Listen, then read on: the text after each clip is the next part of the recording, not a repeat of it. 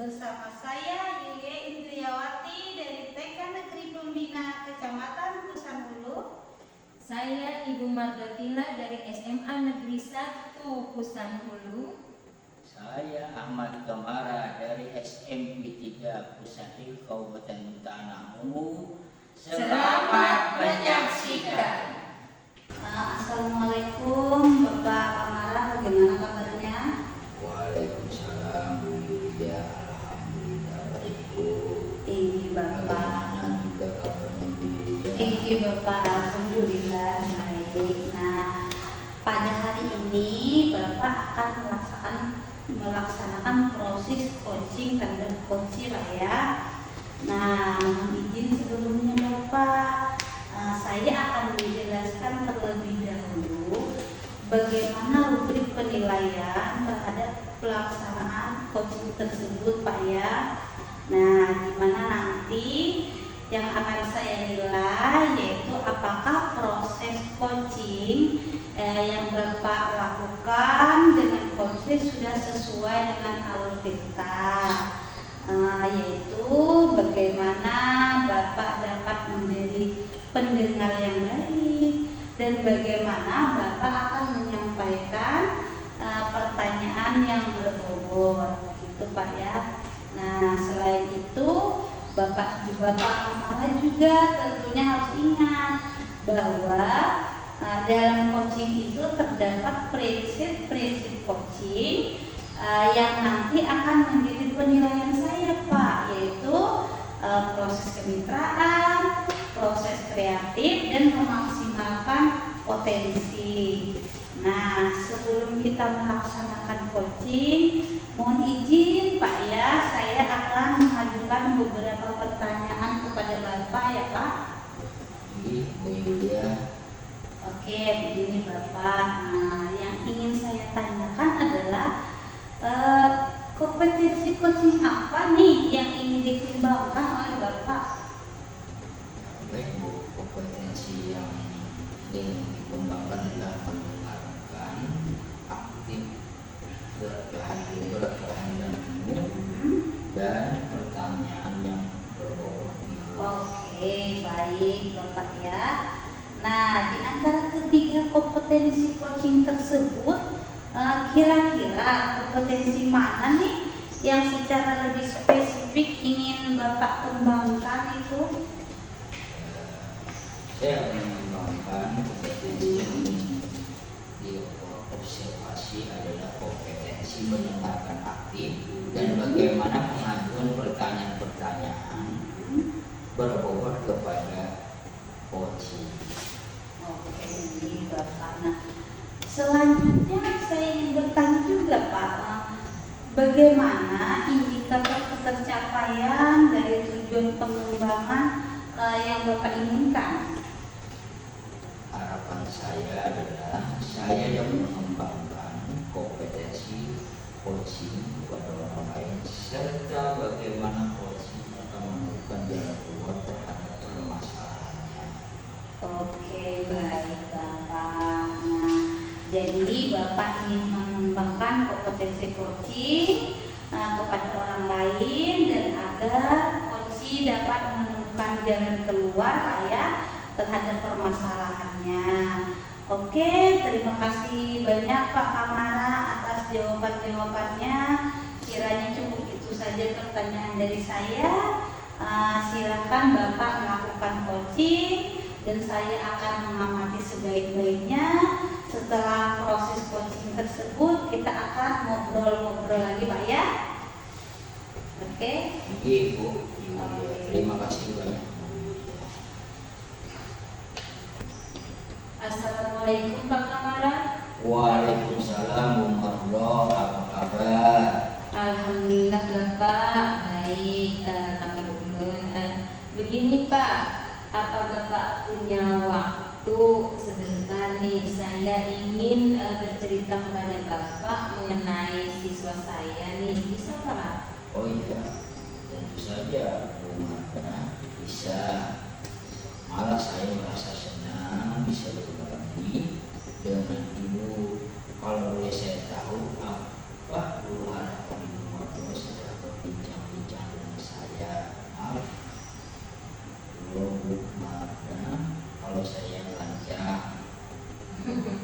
Enggak Pak, enggak apa-apa. Enggak salah kok pertanyaan Bapak. Jujur saya berharap setelah berbicara dengan Bapak ini saya merasa tenang, dan siapa tahu Bapak bisa membantu saya untuk memecahkan permasalahan yang saya hadapi mengenai siswa saya ini Pak. Siap Bu Mardo. Baik, berarti Bu Mardo ingin berbagi cerita dan mencari solusi atas masalah tersebut ya Bu. Oke, betul sekali Bapak. Baik Bu, sekarang boleh menceritakan apa permasalahan yang Ibu hadapi sehingga Ibu merasa agak terganggu dengan masalah tersebut. Oke, begini Pak ya, saya merasa kok gagal menjadi seorang guru nih. Kenapa saya punya anggapan demikian? Sebab dalam pembelajaran ekonomi ya yang saya ampu, setelah melakukan penilaian sumatif kok banyak siswa saya yang tidak sesuai harapan nilainya Pak. Padahal selama ini saya sudah maksimal dalam memberikan pembelajaran pada mereka. Boleh Bu menceritakan detailnya sehingga Ibu punya anggapan merasa gagal. Iya Bapak, begini maksudnya. Saya merasa sudah maksimal nih memberikan pembelajaran pada siswa saya yang sesuai dengan filosofi kehadiran Bantara ya Bapak, yaitu mengembangkan minat dan bakat sesuai dengan kodrat alam dan kodrat zamannya nih, dengan tidak lepas dari materi yang telah ditetapkan oleh kurikulum. Ya, kurikulum merdeka Bapak. Iya, lanjut Bu. Tapi kenapa ya Pak? Setelah saya melakukan kegiatan penilaian sumatif di akhir semester ini nih, kok malah nilai mereka tidak sesuai dengan harapan saya. Nah, salahnya di mana ya Pak? Padahal dalam pembelajarannya saya selalu melakukan penilaian formatif nih, dan nilai mereka banyak yang memuaskan. Andaikan ada yang kurang, paling juga enggak banyak itu. Saya malah sering kalau misalkan ada yang kurang ya Pak ya, yang tidak memuaskan, saya sering melakukan yang namanya refleksi nih untuk membuat strategi pembelajaran yang bisa meningkatkan nilai mereka. Nah, namun itu tadi, kok begitu ulangan semester nilai mereka tuh malah banyak yang anjlok, yang nilainya turun Bapak. Ya Bu, baik. Namun pernahkah Ibu Mardo mencari tahu kira-kira faktor apa yang menyebabkan siswa itu nilai yang tidak kurang? Iya Pak. Selama ini dalam pembelajaran saya kan mengizinkan nih anak saya membawa tablet atau membawa HP nih, karena saya berpikir selain banyak keuntungan dari itu Pak, ya, selain dia untuk mencari informasi di Google, gitu. Nah makanya, dan juga ada aplikasi yang bisa digunakan dalam kegiatan penilaian nih Pak. Nah saya takutnya dalam penggunaan HP di rumah ini kurangnya pengawasan orang tua Pak. Sebab ada penilaian, sebab gini Pak, maksud saya, takutnya kalau orang tua itu memberikan kebebasan penuh, sementara anak diizinkan membawa HP di rumah, sehingga pengawasan orang tua kurang. Itu tadi Pak. Nah, itu tadi, karena pengawasan kurang, takutnya anak tadi nggak belajar, malah bermain game. Nah, sehingga minat mereka, belajar mereka itu menurun. Terganggu ya Bu. Mungkin Pak, betul sekali. Ya Bu. Nah, kalau boleh saya tahu seberapa besar sih harapan Ibu terhadap siswa tersebut nantinya kalau berhasil? Iya, jujur Pak ya, harapan saya ingin siswa saya itu menguasai kemampuan materi yang telah dipelajarinya selama ini Pak. Baik Bu. Nah, setelah Ibu Mardo mengetahui faktor penyebab siswa ini berlaku demikian, kira-kira ada tidak bersih terhayal di benak Ibu apa sih yang akan Ibu lakukan untuk mengatasi masalah tersebut? Iya Kak, rencananya saya akan melakukan pendekatan nih secara personal kepada siswa tersebut dengan menerapkan nilai-nilai kebajikan akan pentingnya belajar Pak. Saya juga akan mencari tahu apa sih yang diinginkan siswa saya tersebut ya Pak. Selain itu juga saya juga akan melakukan komunikasi dengan orang tua, khususnya dalam pengawasan penggunaan gadget di rumahnya, dan juga duduk bersama dengan duduk bersama dengan mereka guna menumbuhkan disiplin belajar mereka, khususnya dalam mata pelajaran saya ya Pak ya. Nah, selain itu untuk pembelajaran saya juga ingin mencoba menggunakan metode dan media yang lebih variatif lagi nih, sehingga menumbuhkan minat belajar siswa yang lebih baik lagi ke depannya. Begitu Pak. Iya. Jadi dengan melakukan komunikasi efektif terhadap siswa dan orang tua, Bu Marda selanjutnya dengan menggunakan metode dan media yang lebih bervariasi. Nah, luar biasa itu Bu Marda, langkah Ibu ambil sudah bagus sekali Bu. Nah, kapan kira-kira Ibu mulai melakukan rencana yang sudah Ibu buat tersebut?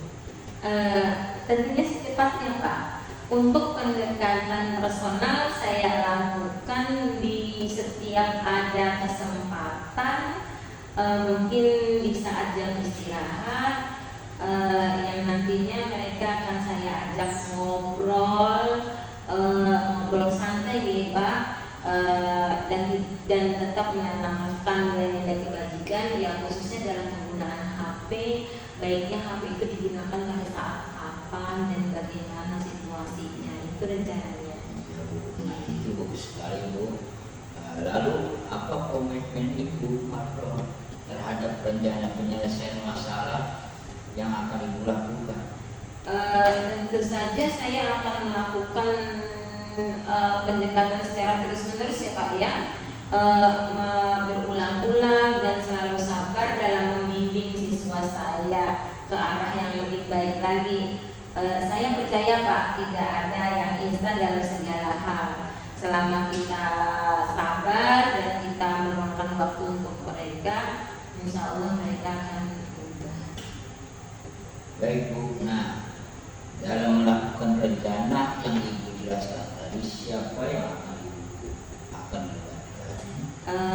Untuk pelaksanaannya, dalam pelaksanaan aksi saya ini rencananya tentu saya akan berkolaborasi dengan rekan-rekan guru Pak ya, karena masalah ini juga tidak hanya menyangkut mata pelajaran saya, tapi juga mata pelajaran guru yang lain, dan juga untuk guru BK dan juga dengan guru BK maksud saya.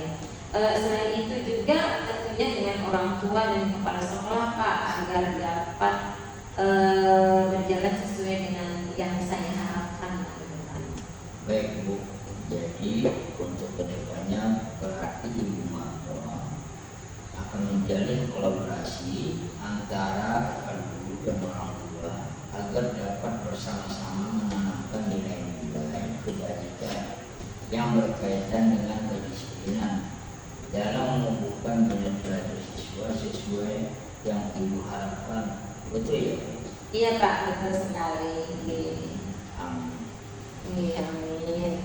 Nah, bagaimana Bu Mardo hari ini perasaannya setelah bercerita kepada saya? Alhamdulillah Bapak, perasaan saya jadi agak sedikit lega nih. Harapan saya semoga kedepannya saya menjadi guru yang lebih baik lagi, dan juga Kedepannya juga siswa saya juga minat belajarnya semakin meningkat Pak. Alhamdulillah Bu Mada sudah tetap semangat ya Bu, dan membimbing memberikan motivasi siswa-siswinya di sekolah ke depannya ya. Ini Pak, Allah siap semoga saja nih Pak. Baik, apakah ada lagi yang Ibu Mada ingin sampaikan kepada kesempatan kali ini? Saya rasa cukup Bapak, dan terima kasih banyak loh Pak telah mendengarkan telah mendengarkan dan memberikan kesempatan kepada saya untuk bersedia mendengarkan permasalahan saya kali ini. Sama-sama Bu Mada, mungkin lain waktu kita bisa sharing-sharing dulu ya. Mungkin izin saya undur dulu ya Bu. Assalamualaikum. Waalaikumsalam. Terima kasih Pak ya. Ya sama-sama Bu. Alhamdulillah. Iya. Sama-sama. Iya. Oke, Bapak Kamaran, tadi sudah selesai melaksanakan coaching dengan Ibu Mado. Apakah berjalan dengan lancar coachingnya Pak Kamaran? Alhamdulillah, lancar sekali. Baik, Bapak. Nah, setelah saya melaksanakan observasi Pak ya terhadap pelaksanaan coaching tadi, ada beberapa pertanyaan yang akan saya sampaikan kepada Bapak ya Pak. Ibu Julia silakan. Oke, Bapak. Yang ingin saya tanyakan adalah apa saja yang sudah Bapak Kamara lakukan pada saat melakukan coaching terkait indikator ketercapaian yang Bapak inginkan. Ibu Julia tadi selama coaching saya sudah melakukan coaching dengan alur kita, yaitu menanyakan tujuan, identifikasi masalah, rencana aksi dan tanggung jawab. Saat ini saya juga menggali potensi di coaching sehingga coaching yang dapat menemukan solusi dari permasalahannya dengan menyampaikan pertanyaan-pertanyaan berbobot. Baik.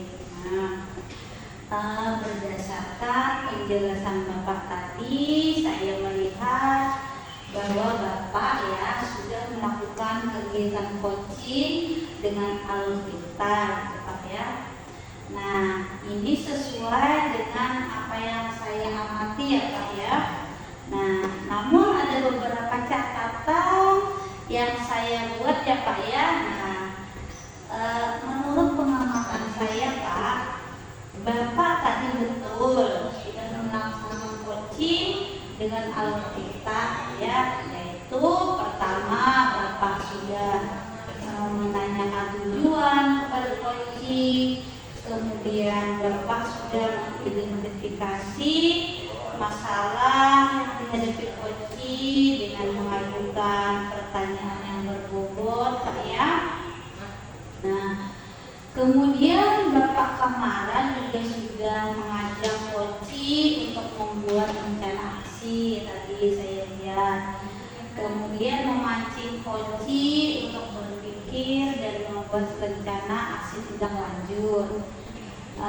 Dan juga Bapak Kamaran tadi sudah berhasil mengarahkan coaching untuk menumbuhkan rasa tanggung jawab dalam diri coaching agar rencana aksi itu bisa dilakukan dan berjalan dengan baik.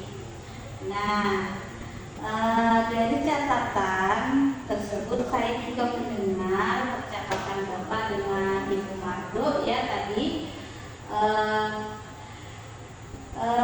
Ibu Mado sudah fokus dan sudah hadir penuh dan sudah mendengarkan aktif. Dan menurut saya Bapak sudah mengajukan pertanyaan-pertanyaan yang berbobot sesuai dengan kata kunci yang disampaikan oleh coaching. Nah, mohon izin Pak ya, kalau boleh saya memberi masukan gitu Pak ya. Mungkin kedepannya Bapak bisa saat Bapak melakukan coaching bisa menatap langsung ke coaching saat ketika Bapak mengajukan pertanyaan-pertanyaan Pak ya. Nah, oke, di sini kedepannya Pak Kamara kompetensi apa lagi nih kira-kira yang ingin Bapak kembangkan selanjutnya setelah mengikuti kegiatan coaching ini? Kompetensi yang saya ingin kembangkan, saya ingin lebih jauh memahami tentang coaching dengan alur kita, sehingga saya bisa terapkan dalam kegiatan belajar di kelas maupun berkolaborasi di sekolah nanti. Baik, luar biasa Bapak Kamara ya.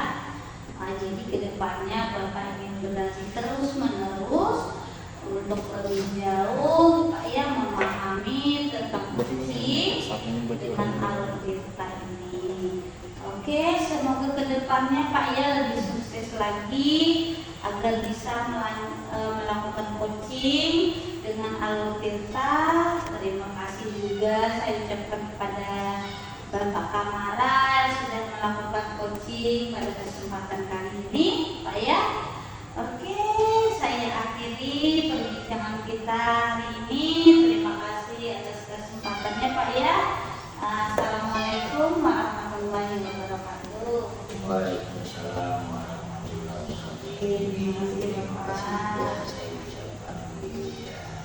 Demikian tadi demonstrasi kontekstual modul 2.3 coaching dalam supervisi akademik. Terima kasih sudah menyaksikan dan semoga menginspirasi. Sampai jumpa lagi. Salam bahagia.